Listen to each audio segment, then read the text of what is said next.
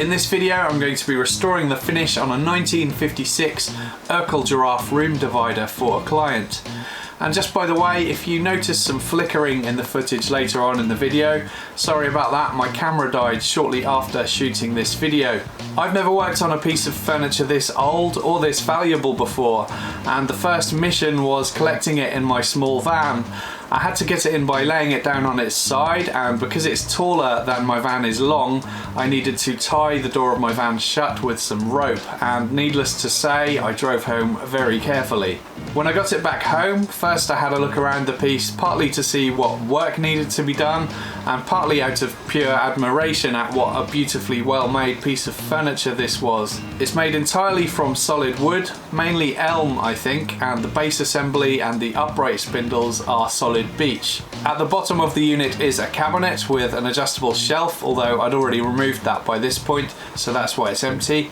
And nice to see that original Ercol label on the inside of the door too. There was some discoloration on the beech uprights where the shelves had been.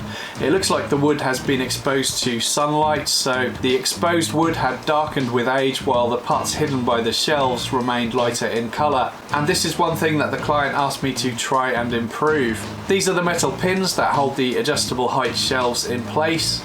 The two adjustable shelves each had some heat and water stains on them, so they needed to be refinished, and one had a cup ring. The top two shelves were fixed in place and I wasn't sure if they could be removed or not, but they were in great condition anyway and didn't need any work. But the shelf, which was also the top panel of the cabinet, did need refinishing too, and that panel was attached to the side panels of the cabinet with through dowels, as you can see here. The leg frame assembly seemed to be in good condition too, and it seemed solid, but I'll get to have a closer look at that later on in the project. So overall the unit was in good condition, especially considering it's over 60 years old. First I'd start working on the shelves, and I'd use my bench dogs on the workbench to hold them in place. To remove the heat and water marks, I first needed to remove the old finish, and for that I'd use my card scraper. And it's probably one of my favourite tools. I love using them, they're cheap, they work brilliantly once you know how to put a burr on the edge, and it's much more enjoyable and much quicker than sanding, and it gives a smoother finish too. The old finish came off really nicely and really easily. If you don't have a card scraper, something else that works really well is a Stanley knife blade, and I thought I'd demonstrate that just for the purposes of this video. And I use a 400 grit sanding belt to sharpen the blade whenever it gets dull. I know these are disposable, but I hardly ever throw them away as I just keep sharpening them until they're too small to work with. Once the shelf was fully scraped, I did some sanding at 240 grit just to get it all consistent.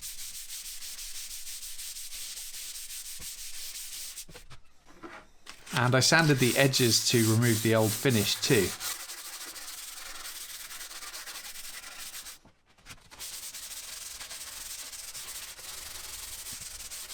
I used some white spirit to wipe down the shelf to remove any dust from sanding and also see what it would look like once finish was applied. It's a great way of checking that the heat and water stains were no longer visible without actually applying finish. And they looked great, so I didn't need to do any more scraping or sanding.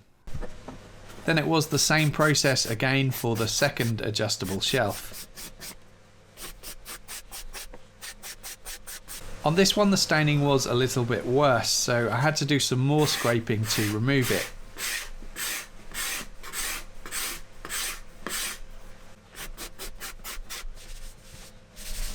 I wiped it down with white spirit again and all looked good. Then I started working on the top panel of the cabinet in the same way again. This one was a little more awkward because I needed to work around the uprights and get into all of the nooks and crannies.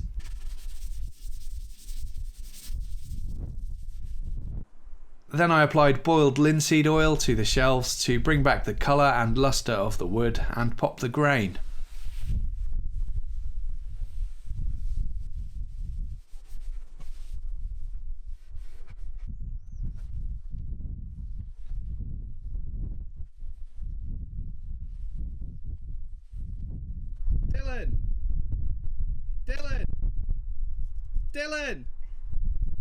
Dylan!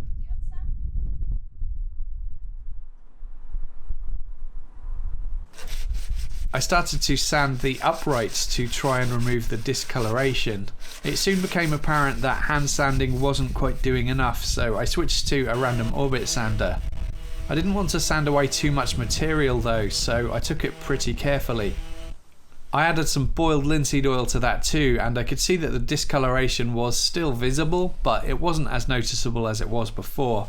But I decided that I didn't want to sand away any more material, as I didn't want to alter the shape of the spindles, especially because there is no way of telling how deeply this discoloration has affected the wood beneath the surface. After leaving the oil to dry for about 20 minutes, I wiped over the shelves to remove any excess oil that hadn't soaked into the wood. For a top coat of finish, I'd use spray varnish. I applied the first coat to both shelves.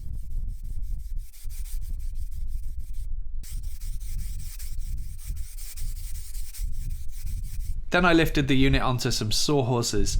I did this so that I could spray the top of the cabinet with the spray can held parallel to it to get the best possible finish. My partner Ria was enjoying the sun in the garden, and she saw a butterfly go into the workshop. It was struggling to find its way out, so I went in to help it out. Got in. Well done.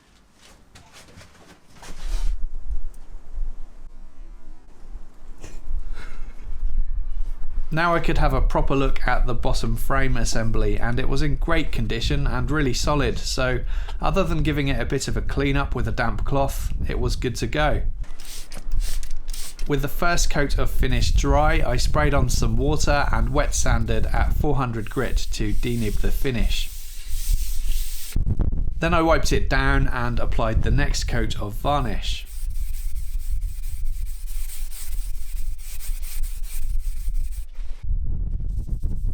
I wet sanded again and added a third coat of finish, and I still hadn't quite matched the level of sheen that was on the top fixed shelves of the unit, so I ended up adding a fourth and a fifth coat of finish too, again sanding in between each coat, and then it matched really well. This project took around 5 hours in total. That excludes the time it took to collect the unit and re-deliver the unit to the customer too. As the unit had been kept in such good condition, this project was really just about removing some heat and water stains and applying a fresh coat of finish to protect it. Hopefully it's all set to survive for the next 60 years, and I wouldn't be surprised if it does. These early Ercol items of furniture are just so well built with both the joinery and the materials used. It was a real pleasure to work on such a nice piece of furniture. Following this restoration, I also did a dining table for the same client, but I didn't film that project, partly because I thought it might be too much repetition on the channel because of some of the other projects I've done recently, and partly because my camera died. The table was equally as well built, but it had similar problems to the room divider, some heat and water stains, but the table didn't take too long to refinish at all. It was just the solid elm tabletop which I refinished in the same way as I did with the room divider in this video. The table frame was immaculate and really solid again, so didn't need any work done. I hope you enjoyed this video. Please subscribe if you haven't already for more weekly woodworking videos, and as always, thanks for watching.